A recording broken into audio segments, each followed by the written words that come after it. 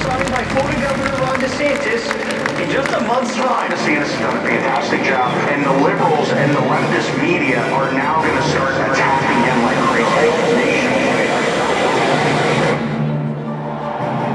I know corporate media thinks that they can just run over people. You ain't running over this governor. I'm punching back. But let me tell you this.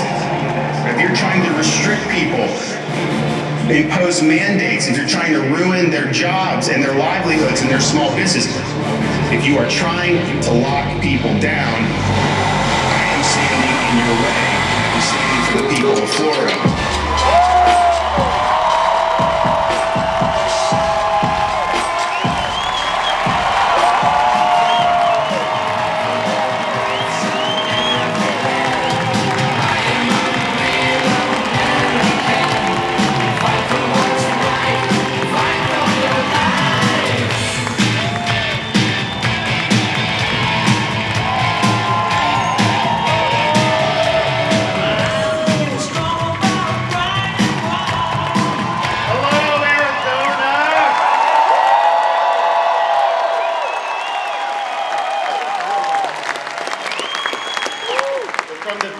Of Florida to the deserts of Arizona, November 8th, 2022 is going to be the day that America fights back.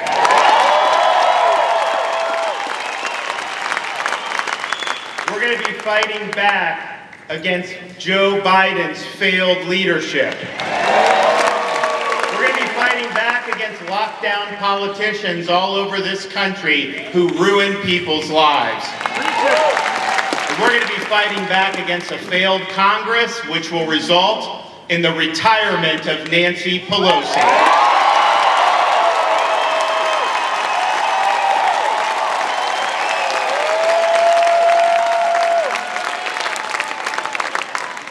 And I really anticipate that the state of Florida will be the one to get the election wave off the ground. I think that wave will come across the country. And when it reaches Arizona, it's going to result in the people here sending Blake Masters to the U.S. Senate.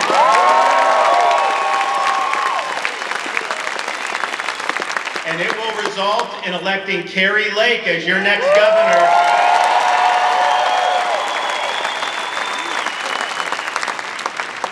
And you all just had a primary. Florida's primary is coming up a couple weeks. I don't have a primary opponent, which is why I'm out here helping everybody else.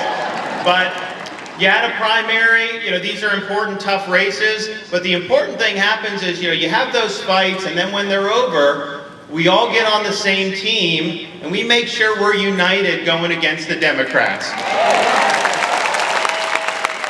And so, I'd like to see that here in Arizona. I also think it's very important that every major Republican organization, from the Governors Association to the National Senatorial Committee, all of them need to be all in the state of Arizona for this election.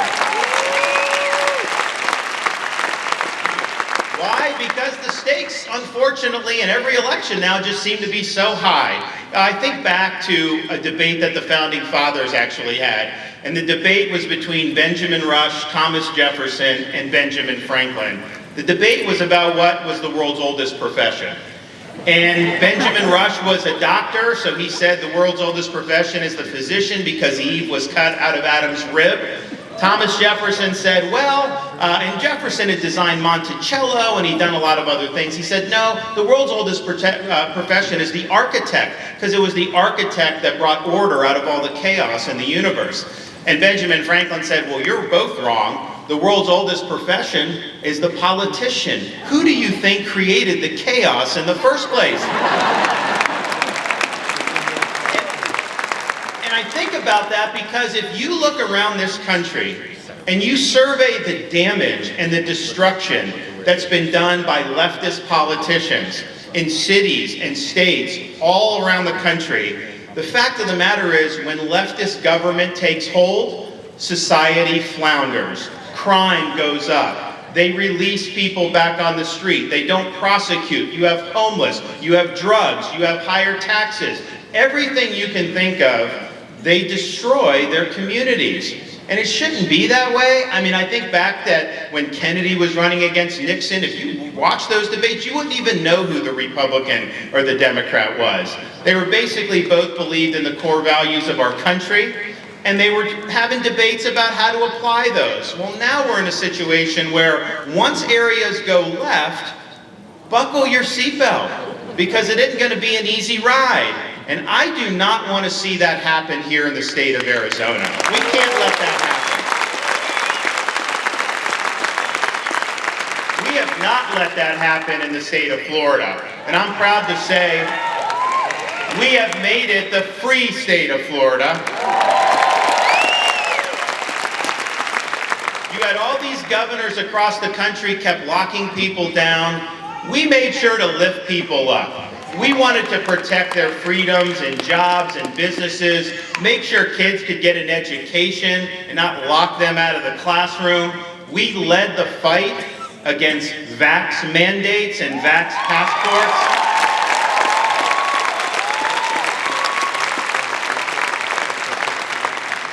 We were not going to let our state descend into some type of Faucian dystopia where people's freedoms were curtailed and their livelihoods were destroyed. No, we made sure that we protected people's rights, and you look what's happened around the country, how they've done things like force these shots on people in the military, in the private sector. In the state of Florida, we fought Biden on that. We called a special session of the legislature, and now it's Florida law that nobody has to choose between a job they need and a jab they don't want.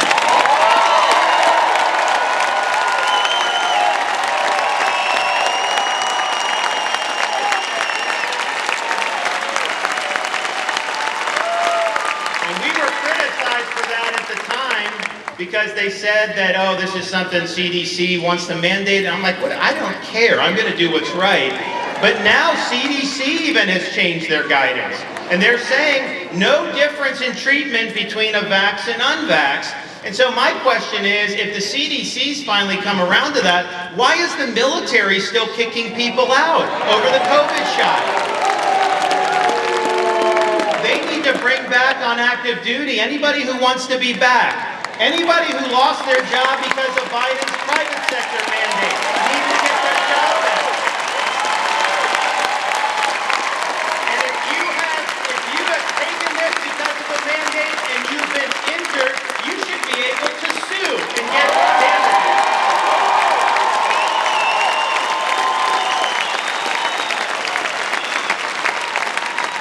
And it's important that we're very clear on all these things, because I look who's Kari's running against. I didn't realize this Democrat is very woke. This is a very, very leftist Democrat.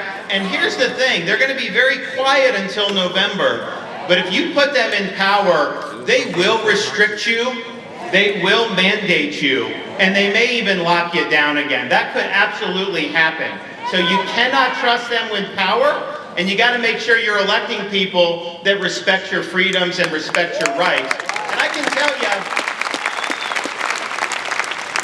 what we did in Florida was really lead the nation in all these things. A lot of other states followed us, but we had to be the first one on all these major issues. And it's not easy. I tell you, when I was doing all this, they were hammering me every single day. Oh, the beaches are open, businesses, restaurants, you have kids in school, all this other stuff. And it wasn't just local media, it was national, international, the left. A lot of establishment Republicans were criticizing me too. But you know, I looked at all that and said, I got elected to stand up for people. I can take the hit.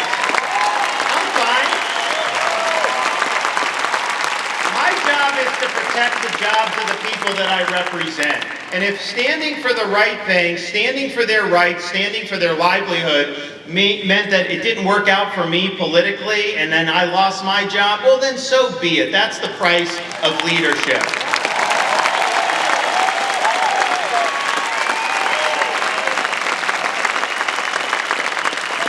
And I'm proud to say that the state of Florida has done very well over the last couple years. We have outpaced the nation on virtually every economic metric that you can think of. Better jobs, better growth. Obviously, we have a lot of wealth moving into the state. If you compare how we run our budget to how the federal government runs theirs, or these blue states, there's no comparison. The state of Florida has 3 million more people than New York State, and yet New York's budget is over twice the size of our budget. Yet we have better services, better infrastructure, higher performing K through 12 schools, and the #1 rated public university system in the country. And we do all of that with no state income tax.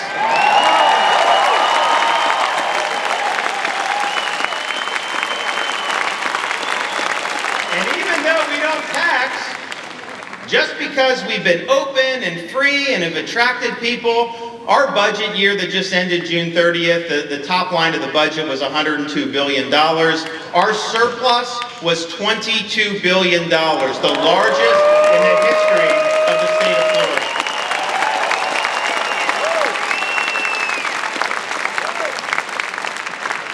And so we have occupied this position as blue states locked down, as blue states engaged in bad policies.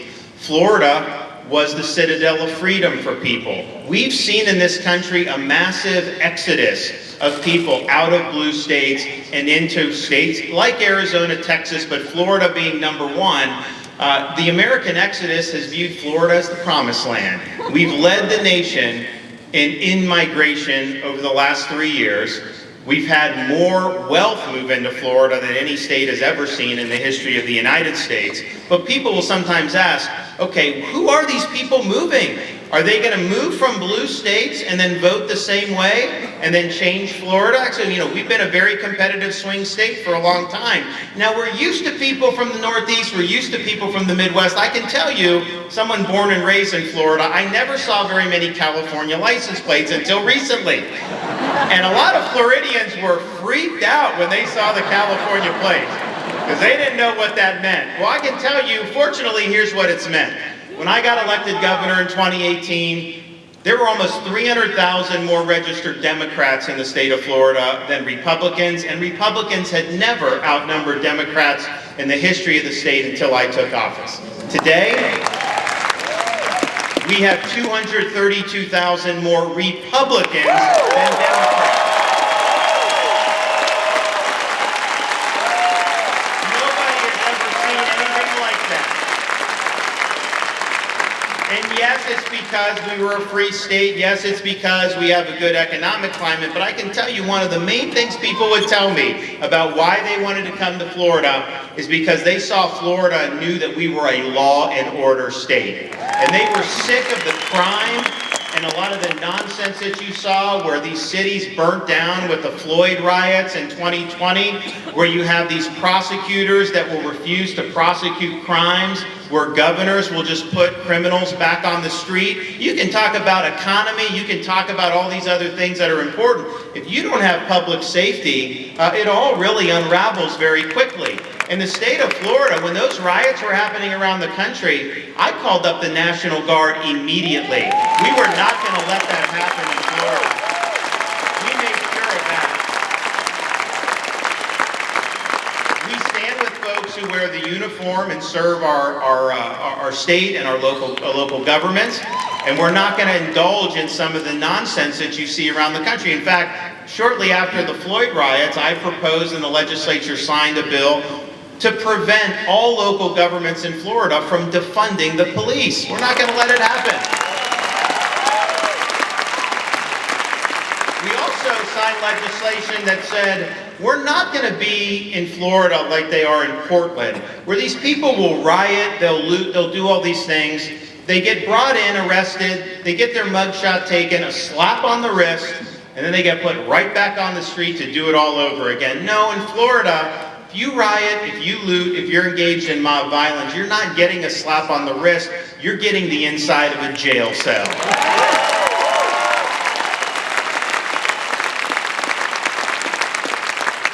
And because we've seen the destruction that has happened across this country with Soros-backed prosecutors refusing to enforce the law, refusing to hold criminals accountable, and indeed giving them a license, to commit a whole host of crimes. I asked my office to make sure everyone in Florida, we have 20 elected prosecutors, were living up to their oath of office, and we found one that was not. We found one that thought he was above the law, that he did not have to faithfully enforce laws he didn't like. Well, we removed him from office.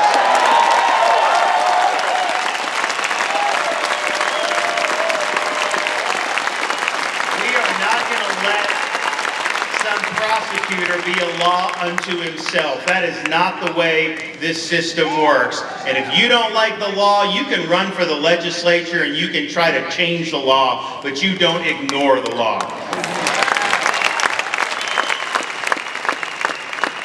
I'm excited about the governor's race here because we need to see more action on the southern border. And we know that Joe Biden has completely abdicated his responsibility. You know, he took an oath to take care that the laws of this country are faithfully executed. And when he opened that border in January of 2021, he violated his oath of office. He is not upholding the Constitution.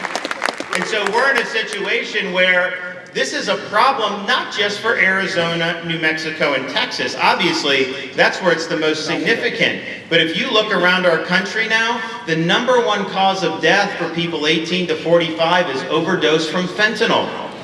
Where is the fentanyl getting into our country? It's coming right across the border, virtually unimpeded. We've also seen record human trafficking, record sex trafficking. This has been an absolute disaster because of Biden. And what I've told Kari Lake, I said, look, if you're willing to put people on that border and keep them from coming in to begin with, I'll send National Guard to help with that.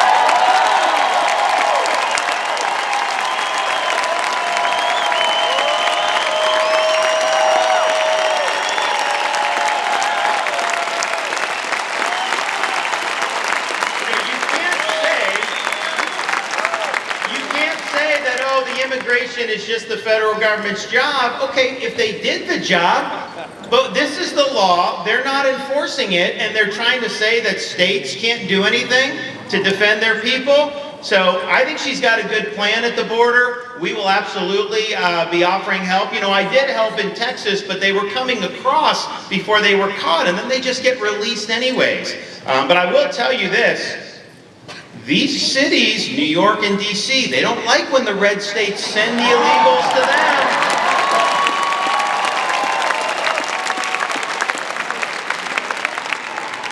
I hope, if the Republicans take control of the Congress, that they will do something to hold Biden and Mayorkas accountable for what they've done at the border.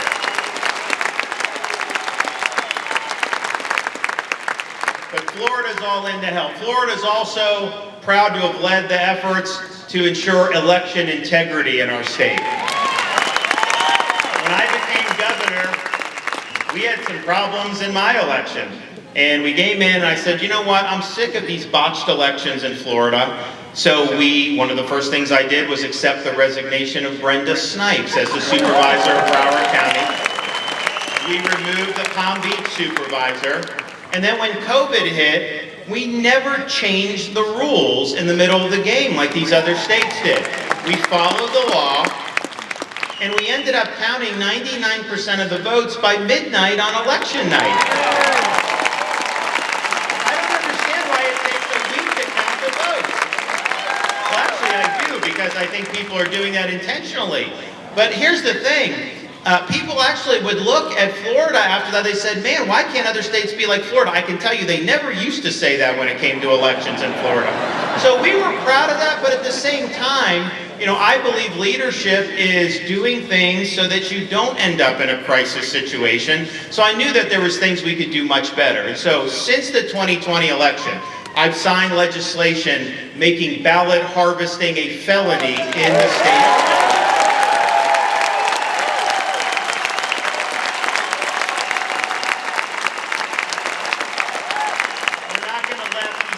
political operatives have a satchel of votes and just dump them off somewhere. That's not the way you do a credible election. So that's done. That is not going to happen in Florida. We also impose penalties on counties for not cleaning their voter rolls. They need to clean their voter rolls every year.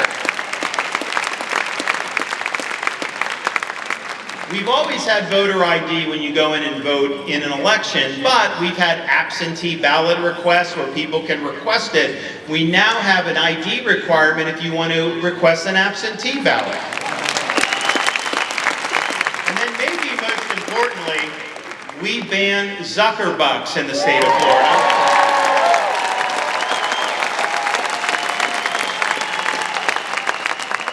Zuckerberg poured $400 million into these, quote, nonprofit groups. And honestly, I mean, no one had really thought of this. It was very crafty what they did. But basically what they would do is they wouldn't just run TV ads saying, vote for this person, this one. No, they would go to the local election offices. They'd give them a bunch of money on the condition that those offices basically let them run the actual election. So you have political partisan operatives in these election offices in key areas. They would ballot harvest, they would do mass mail balloting, they would do all these things. So he basically hijacked the actual machinery of the election. And that is corrupt as hell. And we're not going to allow that in the state of Florida. We're not going to let our elections be run by some oligarch in Silicon Valley. Every state needs to ban Zuckerbucks, and they need to do it very quickly. We've also led in the state of Florida on drawing a very bright line in the sand that says the purpose of our school system is to educate our kids, not to indoctrinate our kids.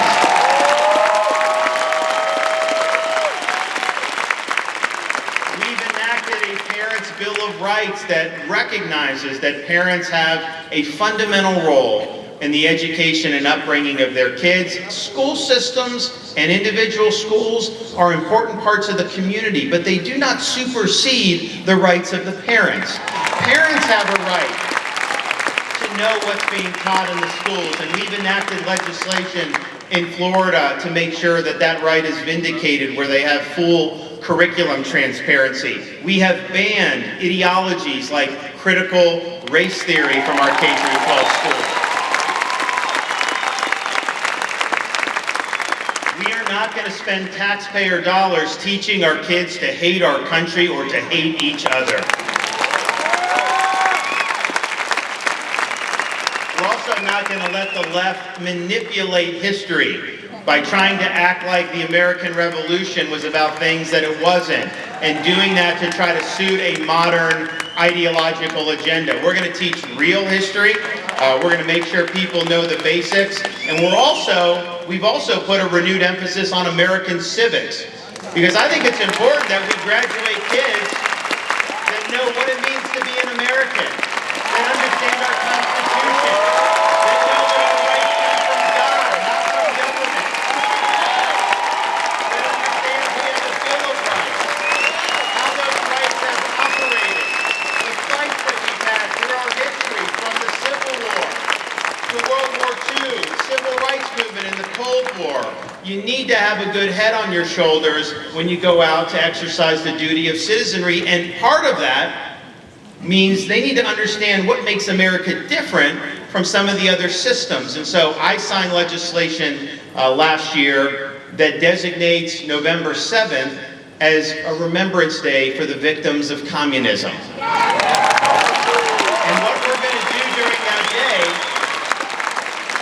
and what we've done is during that day, we've required every school in the state of Florida to teach students about the 100 million plus people that died at these communist regimes in the 20th century alone.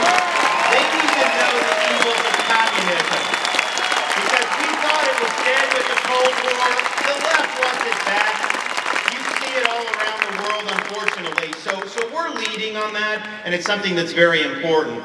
We also believe, and look, I have a 5, a 4, and a 2-year-old at home that my wife and I work very hard to keep after, and they give us our money's worth. But I think parents in this country have a right to send their kid to school, to let them watch cartoons.